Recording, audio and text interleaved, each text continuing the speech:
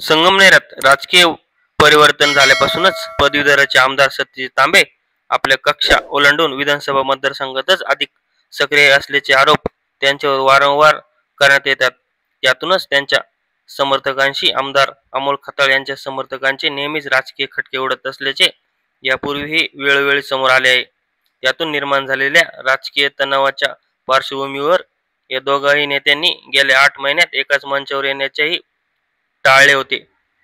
मात्र म्हणतात ना, देवाच्या दारात सगळेच समान या तत्वानुसार मंगळवारी योगायोगाने का होईना दोन्ही नेत्यांना एकाच वेळी एकाच कार्यक्रमासाठी हजर व्हावे लागले आणि योगायोगानेच एकाच बाप्पाची करुणाही भाकावी लागली।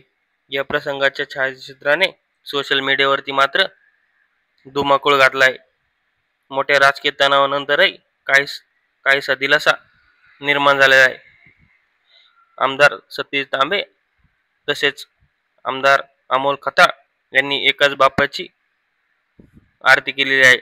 तुम्हाला हा व्हिडिओ पाहून काय वाटतं कमेंट बॉक्समध्ये नक्की सांगा आणि आपल्या प्रतिकार न्यूज महाराष्ट्र या यूट्यूब चॅनलला सबस्क्राईब करायला आणि शेअर करायला विसरू नका। धन्यवाद।